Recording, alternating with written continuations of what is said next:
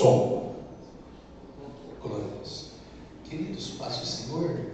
Amém. Quantos estão felizes com o Senhor nessa noite? Glórias a Deus. Irmãos, quero louvar a Deus pela oportunidade ímpar de estar aqui juntamente com grande parte da Madeve, estar aqui nesta linda sede. Louvo a Deus pela vida do pastor Ezequias.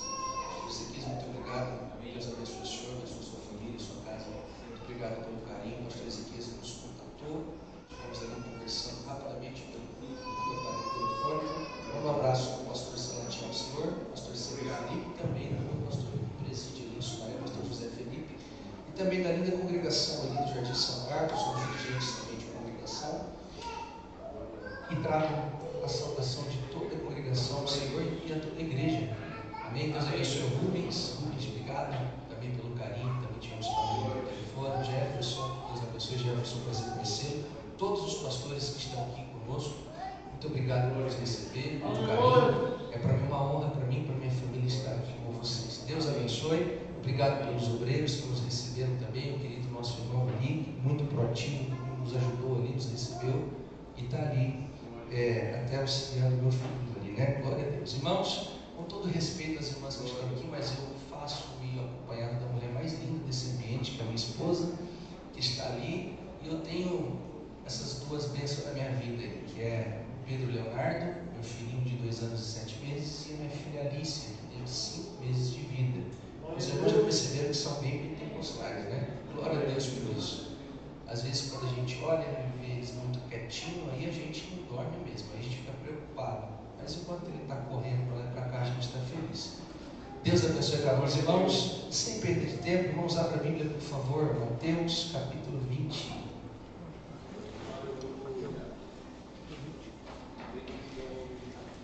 Evangelho segundo o relato de Mateus, capítulo de número 20, verso de 1 a 8.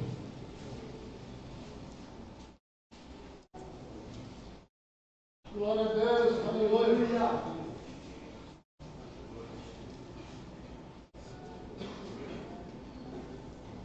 Amém?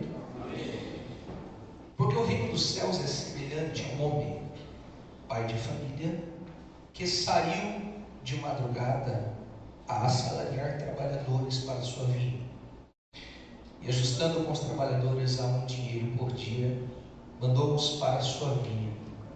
E saindo perto da hora terceira, viu outros que estavam ociosos na praça, e disse-lhes: Ide também para a vinha, e dar-vos-ei que for justo.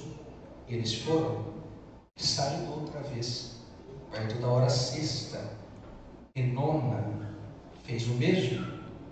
E saindo perto da hora 1/10, encontrou com os que estavam ociosos e perguntou-lhes: Por que estáis ociosos todo dia? Disseram-lhe eles: Porque ninguém nos assalariou. Diz-lhes ele: E de vós também para a vinha, e recebereis o que for justo. E aproximando-se à noite, diz o Senhor da vinha ao seu mordomo: Chama os trabalhadores e paga-lhes o salário, começando pelos derradeiros até os primeiros. Amém? Amém. Pode tomar os vossos assentos. Muito obrigado, querido. Eu peço a você a gentileza de manter a Bíblia. Nós vamos acompanhar os versos que nós lemos. Faço também mais um pedido, que você tenha um pouquinho de paciência. Nós vamos devagar, nós vamos meditando junto. Eu creio que assim como Ezequiel 47, nós vamos com que flui do altar, olhando os tornozelos, os joelhos, os lombos, e daqui a pouco nós estamos imersos, com certeza, naquilo que flui do altar. Bom é sentirmos a presença de Jesus em nosso meio, e festa a sua festa quando Jesus está, não é verdade? E Jesus está aqui. Então tenha um pouquinho de paciência, aos pouquinhos nós vamos mergulhando naquilo que flui do altar. Queridos, nós estamos sobre uma temática. Temática esta que diz: já é a última hora. Base bíblica, 1 João capítulo 2, versículo 18, que João diz: filhinhos, já é a última hora. Com uma bela afirmativa, o homem mais íntimo. E ninguém para falar, ou melhor, para falar de alguém, do que alguém que é mais íntimo. Quando nós citamos João, nós estamos citando o discípulo amado. Nós estamos trazendo à nossa memória de todos os discípulos que seguiram Jesus Cristo. O único que reclinava a sua cabeça sobre os seus ombros, este era João. E João está falando com propriedade, que já é a última hora. Como um pastor de igreja, como um homem amável, ele usa termo que só ele utiliza em todas as escrituras: filhinhos. Olha o cuidado, olha o carinho, olha o amor pelo qual este homem ele se dirige aos santos, filhinhos. E esse homem, o mais íntimo, ele traz essa afirmativa. Para que nós conseguimos compreender muito bem, nós precisamos ter a ótica que João tinha. João sendo judeu, ele disse: o que é a última hora? Obviamente a última hora trata-se do findar de um dia, aonde o dia está partindo e a noite está chegando. Este é de fato para o judeu a última hora. Todo judeu, ele segue as suas vigílias noturnas e também os seus períodos diurnos, hora terceira, hora sexta, hora nona. Nós vamos passear um pouco pela Bíblia e falar um pouco sobre escatologia. Até porque tudo que nós falamos acerca do que está por vir, o que significa a palavra escatologia, os irmãos aqui bem sabem que escatologia significa o estudo das últimas coisas, ou dos últimos acontecimentos. Portanto, tudo que nós vamos falar sobre o que está por vir, estamos falando e mergulhando e debruçando na escatologia bíblica. Portanto, falaremos um pouco sobre isso, mas conforme Mateus capítulo 20, nós vamos aqui meditar um pouco também no Antigo Testamento, trazendo alguns acontecimentos, pois uma parábola que Jesus traz com uma profundidade espiritual tremenda, totalmente paralela e ligado a esse verso de número 18, no capítulo 2 de 1ª Epístola de João, nos detalha. E toda vez, queridos, que se trata de parábola, estamos tratando de uma história que possui as suas verdades, as suas aplicações e ensino que Cristo está trazendo. Histórias que podem ser fictícias, mas com uma profundidade dentro de uma verdade, ou histórias que podem Cristo trazer como histórias verídicas. Mas fato é que através das parábolas Jesus ensina. E toda vez que Jesus vai usar a palavra pai, ou um personagem como um pai, ele vai se arremeter, obviamente, à pessoa de Deus. Ele vai trazer alusão à pessoa de Deus.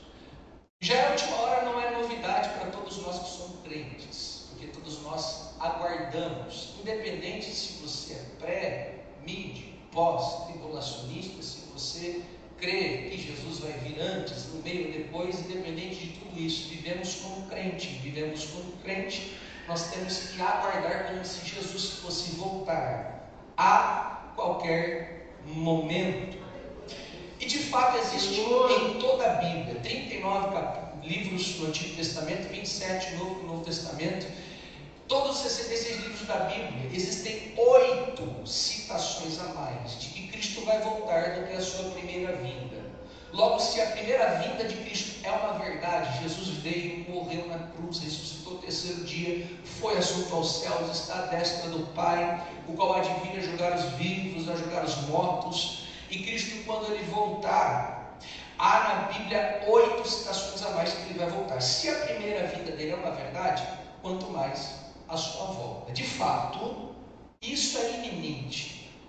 Isso vai acontecer. Se eu pudesse expressar a Bíblia em 3 promessas, eu expressaria a promessa messiânica, a promessa do revestimento espiritual e a promessa do arrebatamento. São 3 promessas irrevogáveis da Bíblia. Já cumpriu-se a promessa do Messias, em Gênesis capítulo 3, versículo 15. Já aconteceu o revestimento espiritual de Atos capítulo 2, também cumprindo-se Joel. E estamos aguardando o cumprimento de 1 Tessalonicenses capítulo 4, versículo 16, em que o mesmo Senhor descerá do céu com voz de arcanjo, com alarido da trombeta, e os mortos ressuscitarão primeiro. E olha a esperança paulina de Paulo já nos seus dias. E nós e nós, os vivos, seremos arrebatados. Glória a Deus por isso. Só que na parábola que nós lemos, no verso 1, Jesus ensina, porque o reino dos céus é semelhante a um homem, um pai de família, que saiu de madrugada a assalariar trabalhadores para a sua vinha. Você percebe que é uma linha de tempo. Esse pai de família, ele vai sair de madrugada, é o período, é a hora que ele está saindo a primeira vez, é o período da madrugada. E ele vai para procurar trabalhadores para trabalhar na sua vinha. Todo judeu, ele vive as 4 vigílias noturnas. A primeira vigília é das 18 horas às 21 horas, a segunda vigília das 21 à meia-noite, a terceira vigília da meia-noite às 3 horas da madrugada, e a quarta vigília das 3 da madrugada às 6 horas da manhã. E quando nós tratamos de madrugada, madrugada não é algo que traz muita clareza, não é algo que traz muita revelação, é algo que ainda está obscuro, é algo que ainda está oculto. Toda vez que nós falamos de uma madrugada, o pai dessa família vai sair à madrugada, e na madrugada para chamar trabalhadores, em algo que ainda não está muito claro. Não há clareza em uma madrugada, mas sim a espera de que a luz ainda virá. Quando este pai ele sai à busca de trabalhadores, é uma alusão direta ao Antigo Testamento e ao período patriarcal dos profetas. E por que eu trago esta afirmativa? Porque o pai sair à madrugada é ainda não trazer completamente a clareza de todos os fatos. Como, por exemplo, os patriarcas e os profetas são mencionados em Hebreus capítulo de número 11, Hebreus capítulo de número 12, verso 1. O escritor aos Hebreus ele diz: visto que estamos rodeados de uma tão grande nuvem de testemunhas. Quem são essa nuvem de testemunhas? São os heróis da fé de Hebreus capítulo 11. Quem são os heróis da fé? Abraão, Isaac, Jacó, José, os patriarcas, os profetas, aqueles que creram por meio da fé e alcançaram a coroa da salvação. Esses que creram por meio da fé, eles não tinham a revelação da obra completa da redenção. Eles não tinham ainda a perfeição da revelação da redenção na pessoa do Cristo. Mas pela fé que eles tinham, eles creram. Em Efésios capítulo 3, versos 2 e 5, Paulo diz: o mistério que a nós foi revelado outrora, o Senhor havia manifestado aos profetas. Eles pregavam sobre a vinda do Messias, mas não tinham ainda o pleno conhecimento da obra de redenção. Em Jeremias capítulo 33, verso 17, o texto nos relata que Deus fez uma promessa a Davi. E a promessa que Deus fez a Davi, que nenhum período, ou não faltaria em nenhum tempo, um sucessor para o seu trono, ou seja, que o seu trono seria eterno. Não faltaria reinado sobre o trono de Davi. Obviamente que Davi acreditou, creu pela fé que tinha em Deus, mas Davi não tinha a dimensão de que o rei que Deus estava falando era um reinado eterno, era um reinado sem fim, era um trono que jamais seria destruído, um reino que jamais seria destruído, que seria a vinda do Messias, e Cristo glorificado reinaria sobre o trono de Davi. Aquilo pela qual fez com que aquele cego, Bartimeu, chamasse a atenção de Jesus. Muitos vinham fazendo barulho, mas o cego Bartimeu disse: Jesus, filho de Davi, tende misericórdia de mim. O pai sai na madrugada para assalariar trabalhadores. Ele chamou os patriarcas, ele chamou os profetas. O próprio Cristo disse: Abraão viu os meus dias e se alegrou. Possivelmente no trajeto ao Moriá, ao levar Isaque para ser sacrificado, ao ver o cordeiro, mas ainda não tinha plena revelação, porque ainda estava oculto. Isso simboliza a madrugada que o pai saiu para buscar os seus trabalhadores. Quando lemos o verso de número 3, o verso de número 4, diz: saindo agora pela segunda vez, perto da hora terceira. O que seria a hora terceira? às 9 horas da manhã. Então o pai vai sair às 9 horas da manhã, a hora terceira, no verso de número 3 e no verso de número 4, para procurar trabalhadores que estavam na praça, ociosos. Verso 4, ele diz: visite vós também para a vinha, e dar-vos-ei o que for justo. E eles foram. Quando este pai sai a hora terceira, entre as 8 e 9 horas da manhã, ele vai encontrar os trabalhadores. Se de madrugada é uma representação clara do período de profetas e patriarcas, e agora este período representa o período da inauguração da igreja. Para ser mais claro, em Atos dos Apóstolos capítulo 1, verso 8, Jesus vai prometer aos discípulos, ele vai dizer: ficai em Jerusalém, até que do alto sejais revestidos de poder.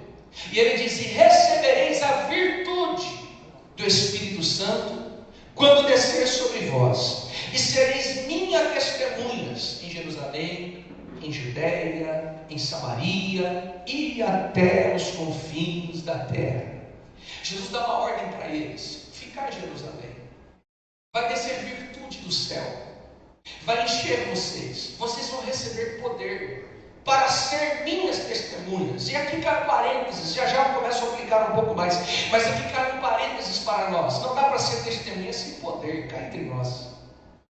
Eu vou repetir isso: não dá para ser testemunha de Cristo sem poder. Jesus diz: para ser minhas testemunhas, fique em Jerusalém.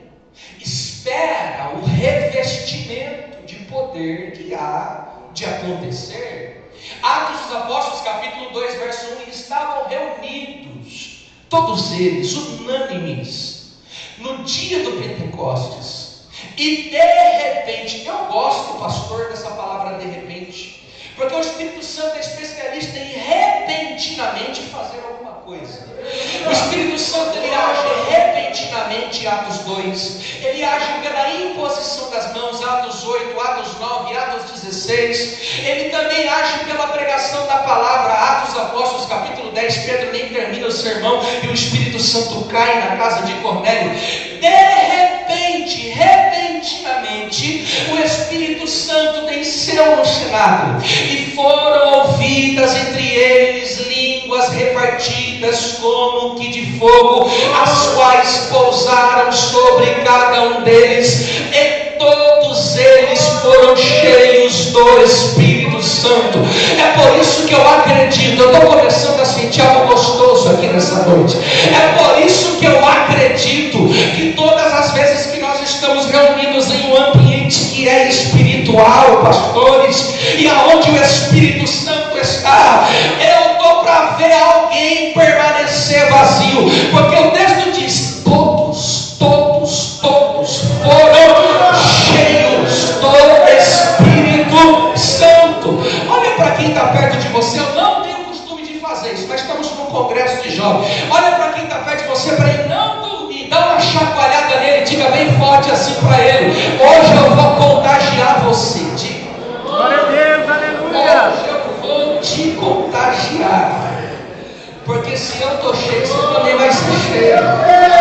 Se eu estou preenchido, você também vai ser preenchido. Se você está gelado, eu vou ser o forno para te aquecer nessa noite.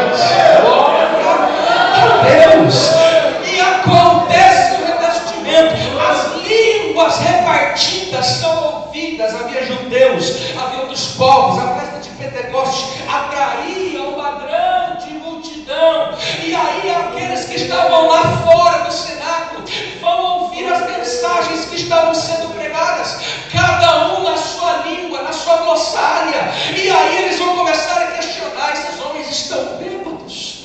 Esses homens estão falando coisa com coisa? Isso não é natural. Aí Pedro abre a porta do cenáculo, e já não é mais aquele Pedro diante do sinédrio, medroso, que negou Jesus 3 vezes. Agora é o Pedrão revestido de poder, que está abrindo a porta do cenáculo. E quando ele abre, em Atos 2, verso 15 a 16, ele vai dizer assim: ó, irmãos varãos, esses homens que vocês estão ouvindo não estão bêbados, ainda é a hora terceira, e a hora terceira é a hora do revestimento. Pedro diz assim: isso que vocês estão cumprimento de promessa. Aquilo que Joel profeta profetizou acontecerá, que eu derramarei do meu espírito sobre toda a carne. É isso que está acontecendo.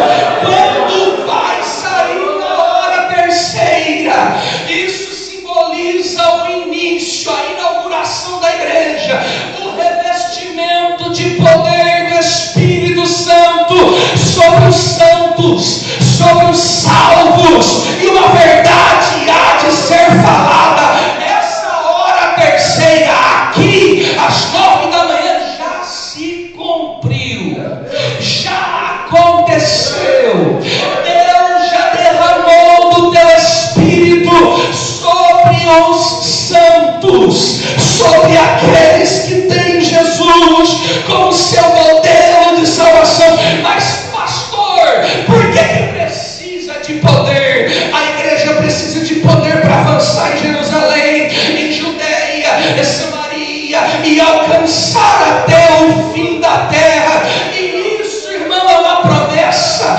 que cabe a todos nós que estamos aqui. Somos capazes de ter uma experiência poderosa com o Espírito Santo de Deus. Em Atos dos Apóstolos, capítulo 2, versículo de número 39, olha só o que Pedro vai continuar pregando, dizendo: estas promessas diz respeito a vós.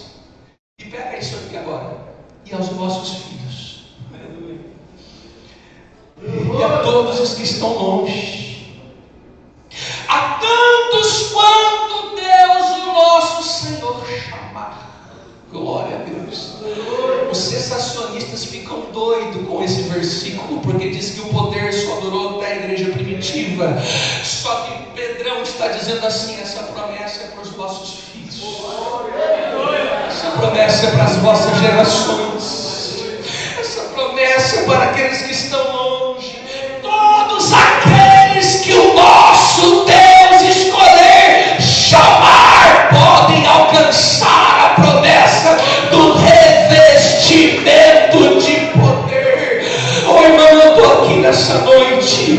Você está no culto da Assembleia de Deus Ministério do Belém, que nasceu no meio do fogo, e quando Jesus apontar no céu vai subir também no meio do fogo. Você nasceu no Espírito quando entregou a sua vida para Jesus Cristo. Eu estou dizendo aqui, irmão, que todas as reuniões que foram feitas, que todos os ensaios que aqui foram preparados para este dia. Você, moça, quando estava na tua casa preparando o melhor vestido, a melhor roupa, e você, moço, quando olhou o melhor terno, quando você procurou a melhor camiseta, quando você se preparou para estar aqui, em todos os momentos, eu não tenho nem medo de falar isso, em todos os momentos você estava acompanhado, e não era do seu pai, não era do seu cônjuge, não era do seu amigo, você estava acompanhado da pessoa santa do Espírito Santo de Deus. A não ser que você ainda não entregou a sua vida para Jesus, mas se você entregou a sua vida para Ele, Ele está aqui contigo. É o Espírito Santo da hora terceira que te capacitou. Glória a Deus. O verso 5 vai nos dizer: saindo outra vez, e agora o pai da família vai sair perto da hora sexta e hora nona. Ele fez o mesmo. Ele chamou trabalhadores para a sua vida. A hora sexta refere-se a literalmente entre 11 e meio-dia. A hora terceira entre as 8 às 9, a hora sexta entre 11 e meio-dia. Quando ele saiu, isso diz respeito claramente à promessa para os samaritanos. Jesus, em João capítulo de número 4, o texto diz, capítulo 4, versículo 4 ou 6, era necessário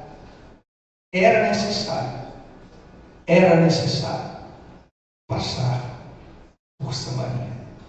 Havia muitos outros caminhos da Galileia para onde Jesus estava e para onde Jesus ia, mas era necessário, pelo Pai que Jesus passasse por Samaria. Quando Jesus passou por Samaria, ele vai sentar perto de um poço, vai olhar para os discípulos e vai dizer: vou embora, vai comprar comida, eu vou ficar só aqui, vão procurar alimento. E ele se assenta naquele poço. Aí vem a mulher samaritana, ela vem para retirar água do poço. Quando ela chega no poço, Jesus diz: me dá de beber.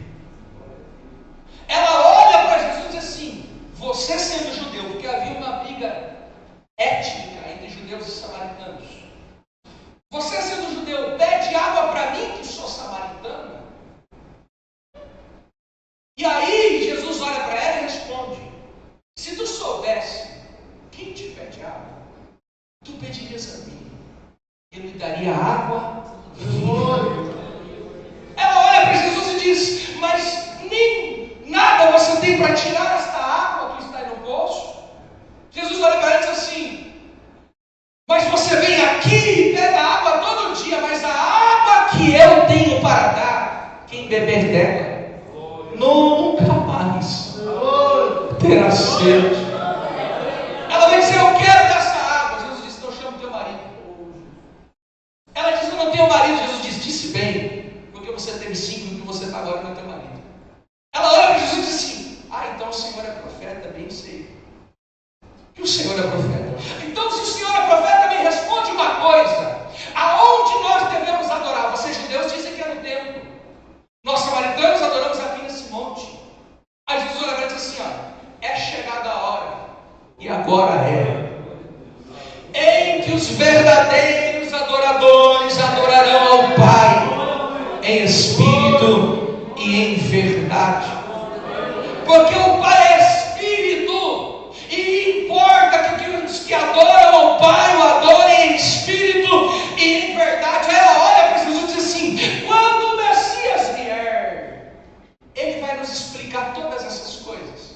Aí Jesus olha e diz assim para ela: sou eu que estou aqui. Ela larga o cântaro imediatamente, ela sai correndo pela cidade e começa a anunciar: quem está lá no poço é Jesus. Um alvoroço na cidade, todos os homens de Samaria sobem para o monte.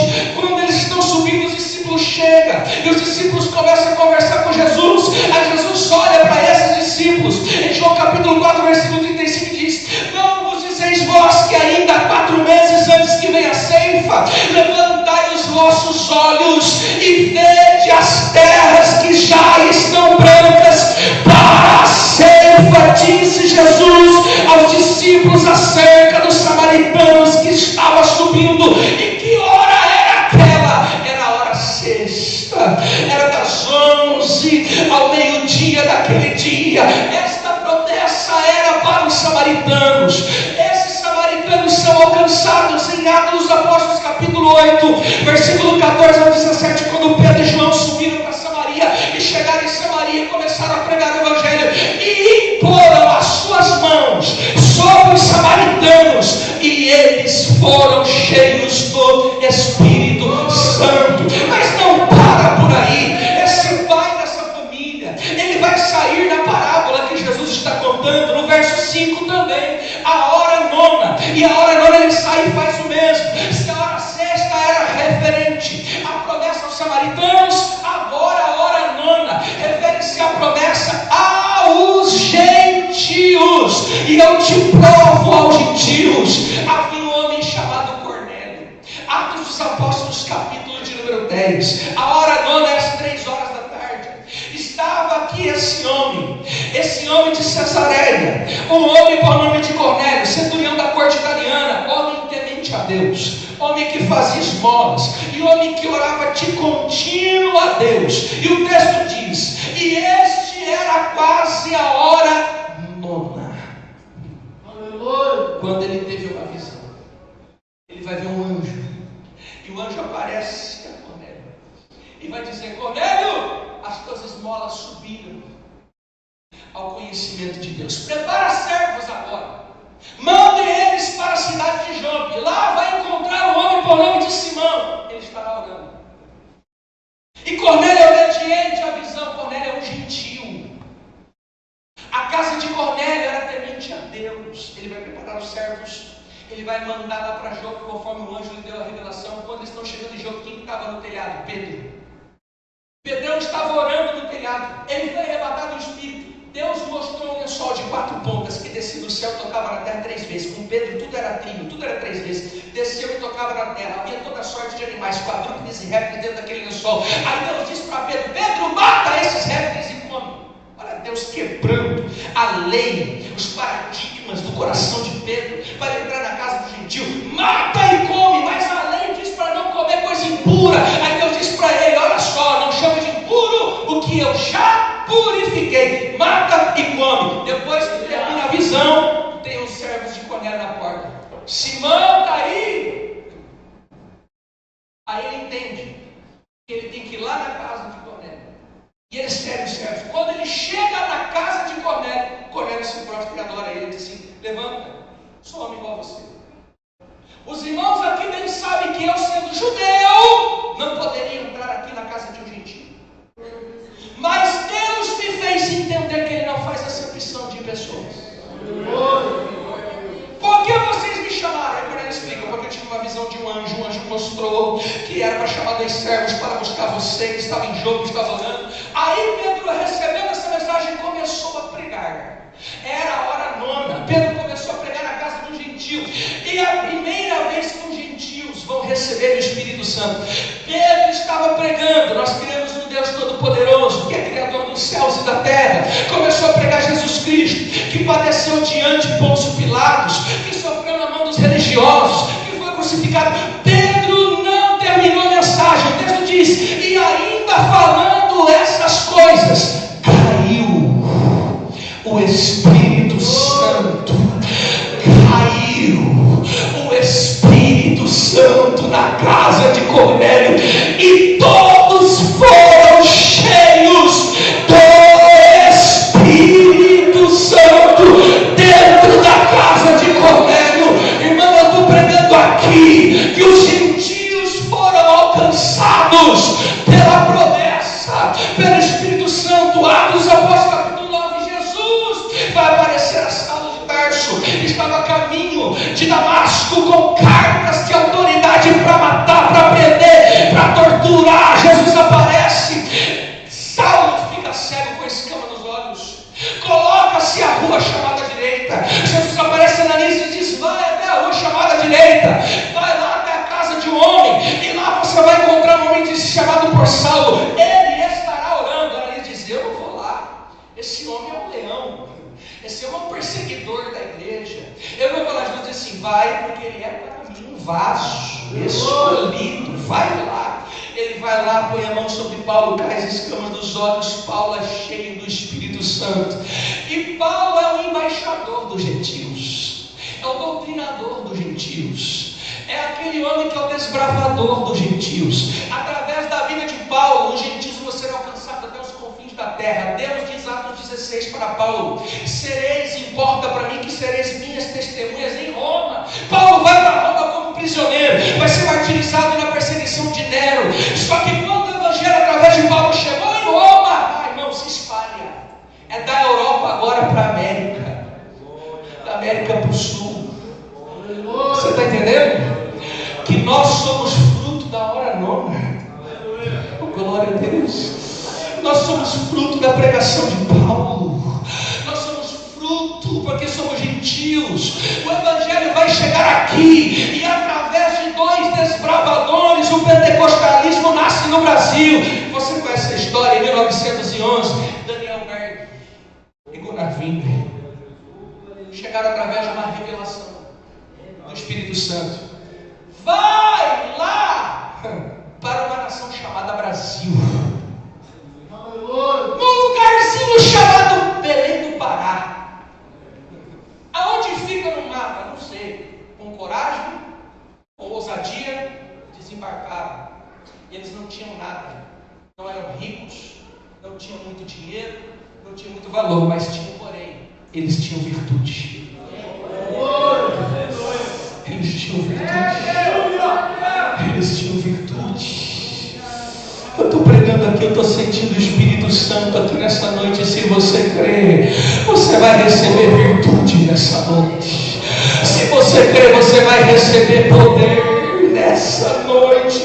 Eu preciso correr para encerrar. O verso de número 6 e 7 diz: e saindo perto da hora 1/10, ou seja, às 17 às 18 horas, quando o sol já está se pondo, ao final do dia, a última hora do dia, era entre as 17 e as 18 para todo judeu.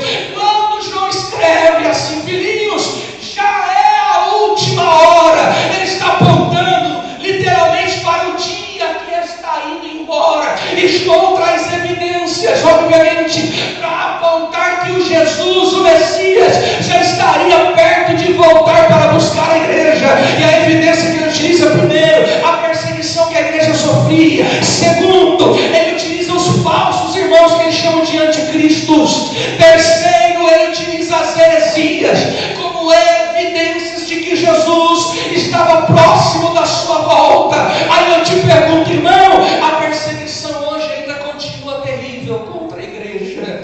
Há inúmeras e inúmeras heresias que cresceram, criaram, construíram, edificaram, e que são seitas hoje, que continuam crescendo, continuam evangelizando pessoas, e as heresias continuam se espalhando. Há muitos e muitos inimigos da cruz. Eu te faço uma pergunta: em tempos e tempos, aos mais antigos aqui, quanto tempo faz que você ia em uma certa congregação e aquela igreja era cheia, aquela igreja era lotada de gente há anos atrás?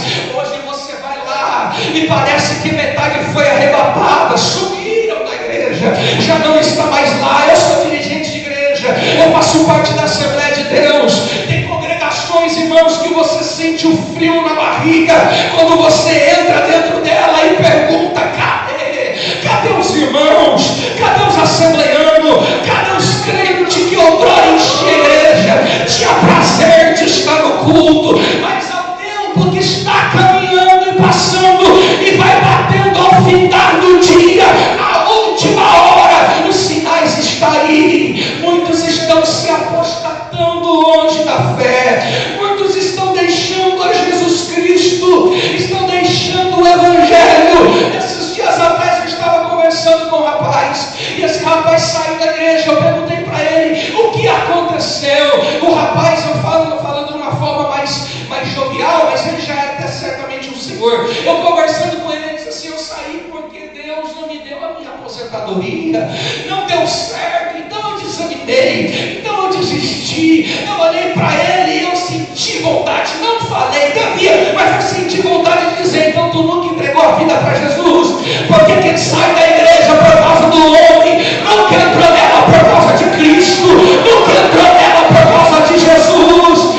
Os tempos são difíceis. Líderes que estão aqui, nós temos que atrair, nós temos que fazer campanha, tem que orar 3, 4, 5 horas, tem que levantar a madrugada, porque se não for assim, parece que não desperta, parece que não levanta. Depois você fica bravo com a liderança que escolheu o tema: mas eu vou pregar. João está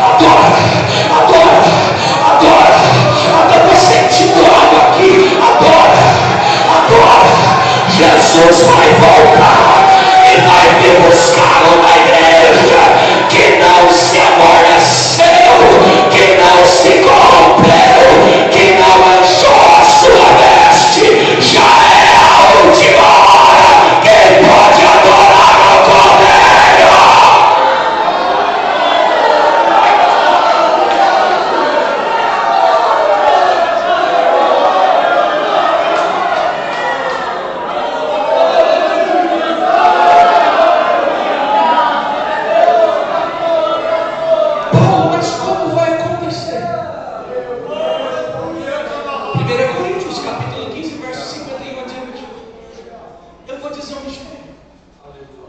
Qual é, Paulo? Nem todos dormiremos, mas todos seremos transformados. E como vai acontecer isso? Como um abrir e fechar de olhos ante a última trombeta.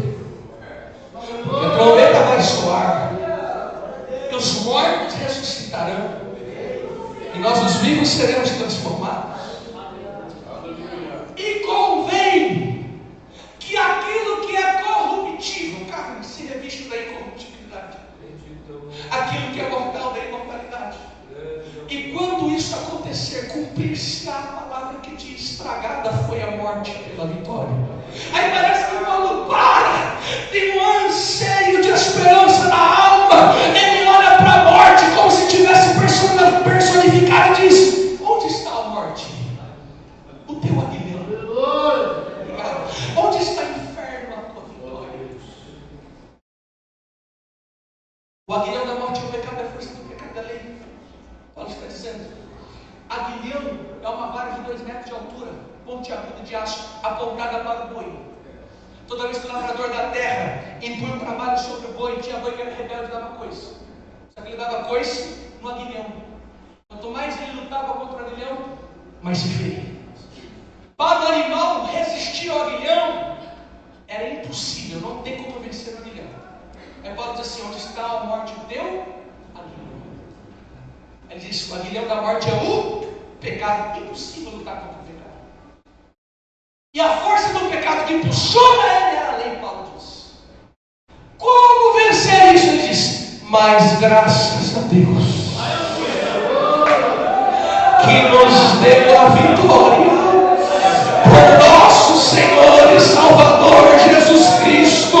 Até o bater do último relógio de Deus e Jesus voltar para buscar a igreja, como eu devo permanecer para aconselhar. Portanto, sede firmes e constantes, sempre abundantes na obra do Senhor, sabendo que o vosso trabalho não é em vão. Deus está dizendo para alguém aqui: segura com firmeza, segura com força, não desiste agora, não tenha falta com o que é de Deus, e Deus vai te pagar tudo como a tua mente não imagina. Vai chegar esse dia em que Ele vai botar no céu e a tua recompensa não virá da mão do homem, virá de Deus.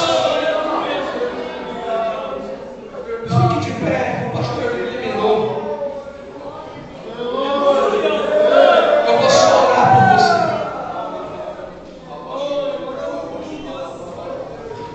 Escute, eu quero orar por você. Se você puder pegar a mão de alguém que está perto de você, de preferência de frente para ele, de 2 em 2, de 3 em 3, tanto faz. Mas segura na mão de alguém perto de você, que as horas já passou, você relógio vai desviado. Segura na mão de alguém isso. Nós vamos orar. Eu quero orar por você, porque eu bem sei que até Jesus voltar sendo a última hora, essa última hora não é fácil, irmão, é trabalhosa. A última hora é dificultosa. O dia está indo embora, a noite está chegando, e eu sei que muitos já estão cansados. Quem aqui tem a rotina diária de um dia todo, quando chega no final do dia, ainda está cheio de energia? Eu sei, meu filho está aí. Isso aí é de madrugada, tem energia. Fora isso, todos nós, a energia vai embora. Todos nós estamos cansados. É trabalhosa a última hora.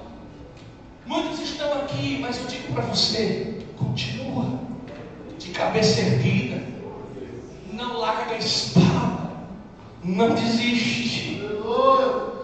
É dificultoso, mas será recompensatório para você. É dificultoso, mas você não tem a dimensão do que Deus tem preparado para você. Você ainda não tem a dimensão daquilo que está reservado para a sua alma, irmão. Paulo diz: eu vi coisas que não tem como explicar. Não há como eu falar fora do corpo, se no corpo eu não sei. Eu vi coisas que não tem como explicar. Está tudo reservado para você.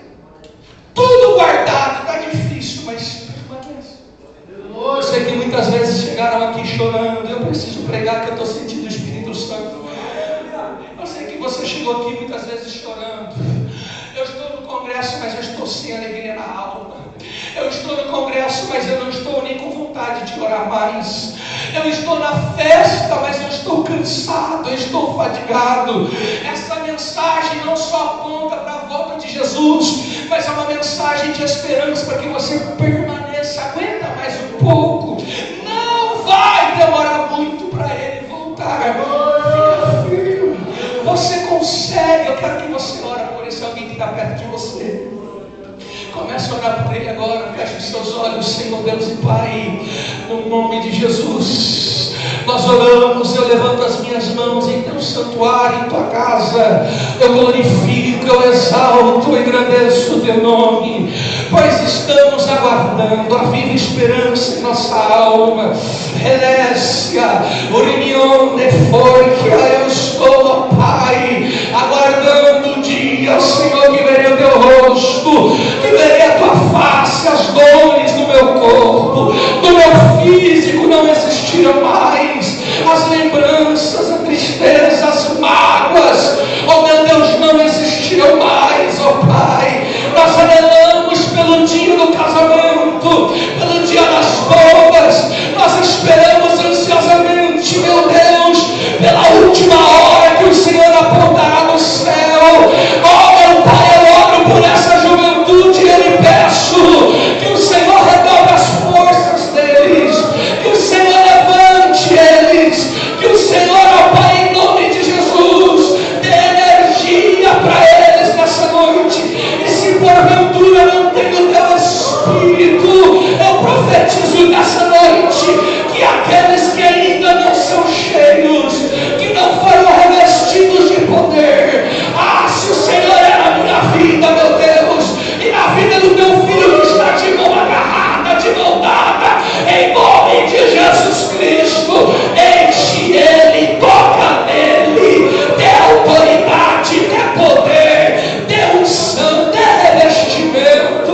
Muito longo ainda é a jornada que ele te prepara.